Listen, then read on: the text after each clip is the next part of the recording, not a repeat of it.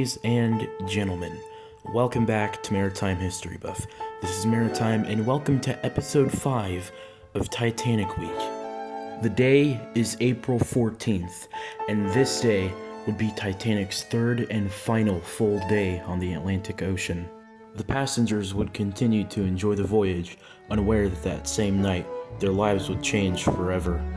Like usual, passengers were enjoying Titanic's amenities to the fullest. Colonel Archibald Gracie, a first-class passenger on the RMS Titanic, had a tradition of physical exercise on transatlantic voyages or any other voyages he took on a ship. He'd spent most of the voyage relaxing, but this finally changed on Sunday. A quote from him in the book, On a Sea of Glass, The Life and Loss of the RMS Titanic says, "When Sunday morning came, I considered it high time to begin my customary exercises, and determined for the rest of the voyage to patronize the squash racket court, the gymnasium, the swimming pool, etc.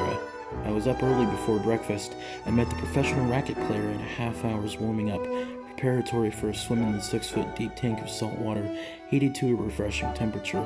In no swimming bath had I ever enjoyed such a pleasure before." It is quite clear that the passengers that morning were busy, all doing their own things around the ship. Unbeknownst to them, at 9:12 a.m. that morning, RMS Titanic would receive a Morse code message from the Cunard ocean liner RMS Caronia. It was directly addressed to Captain Smith, and it said, "Captain Titanic, westbound, steamers report bergs, growlers, and field ice, and 42 degrees north from 49 to 51 degrees west, April 12th. Compliments, Captain Barr." The message was given directly to Smith, and he briefly acknowledged it. RMS Titanic replied at 10:28 a.m., saying, "Thanks for the message and information. Have had variable weather throughout. Smith." Shortly afterwards, Captain Smith himself would conduct church services in the first-class dining saloon. It would end at around 11:15 a.m. with the hymn, "O God, Our Help in Ages Past." The assistant purser, Reginald Barker, would also conduct church services for the second class. At 11:47 a.m., RMS Titanic would receive yet another wireless message. It was sent from SS Noordam, an ocean liner of the Holland America Line, sent on behalf of RMS Caronia. It said, "Captain SS Titanic, congratulations on new command. Had moderate westerly winds, fair weather, no fog, much ice at latitude 42.24 degrees to 42.45 and longitude 49.50 to 50.20. Compliments, Captain Kroll." At 12:31 p.m., Captain Smith replied, saying, "Captain Noordam, many thanks. Had moderate variable weather throughout. Compliments, Smith." At around 12:45 p.m., Captain Smith would show an ice warning from RMS Caronia to Second Officer Charles Lightoller. When First Officer William Murdoch returned from his lunch, Lightoller would inform him about this. Just 5 minutes later, RMS Titanic would receive yet another ice warning from fellow White Star liner RMS Baltic. The message said, "Captain Smith, Titanic, have had fair winds and clear fine weather since leaving. Greek steamer Atheniae reports passing icebergs and large quantities of field ice today in latitude 41.51 north, longitude 49.52 west. Last night we spoke German oil tanker Deutschland, Stettin to Philadelphia, not under control, short of coal, latitude 40.42 north, longitude 55.11 west. Wishes to be reported in New York and other steamers. Wish you and Titanic all success. Commander." At 2:57 p.m., Smith responded, "Commander Baltic, thanks for your message and good wishes. Had fine weather since leaving. Smith." At 7:22 p.m., Harold Bride, who was on duty in the Marconi room at the time, received an ice warning from the Leyland ocean liner SS Californian. It was a warning about the ice in the area. Bride continued work as normal. 15 minutes later, at 7:37 p.m., Bride heard SS Californian send a wireless message to SS Antillean.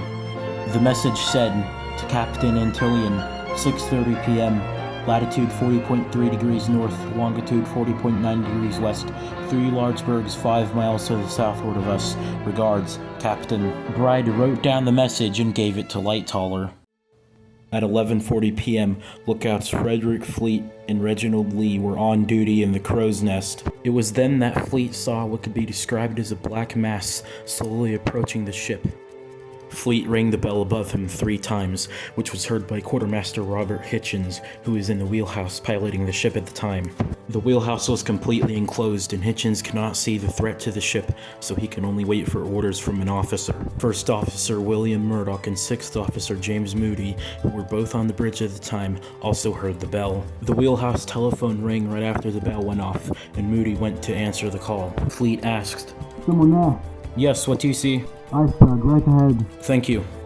Murdoch had seen the iceberg as well, and as he rushed from the starboard bridge wing to the wheelhouse, he shouted an order. "Hard to starboard!" What he really meant was to turn to port, and orders like this, which were used when tillers were used to turn ships instead of wheels, were still in use. Hitchens turned the wheel counterclockwise, putting his full weight into the wheel, and after just 4 revolutions, it came to a stop. The helm was hard over. It seemed as if Titanic had missed the iceberg, until there was a scraping sound heard at the bottom of the ship. As the iceberg passed the forecastle, chunks of ice broke off and fell onto the well deck behind it. A series of cuts were made along the bottom of the hull. Titanic, theoretically, could survive with 4 watertight compartments breached. That night, 6 were breached. Murdoch ordered hard to port, or really hard to starboard, possibly to avoid hitting the propellers, and then he proceeded to close the watertight doors. Many passengers were awoken or alerted by the ship's collision. Captain Smith would arrive on the bridge and ask Murdoch what happened. Murdoch would tell him that the iceberg hit. By now, Titanic was already listing to starboard, which Smith noticed, and he ordered the engines to be stopped. Ladies and gentlemen, that was Titanic Week Episode 5. If you enjoy my content, please consider subscribing and clicking the bell icon so that you will be notified next time I upload. And in case I don't see you, good afternoon, good evening, good night.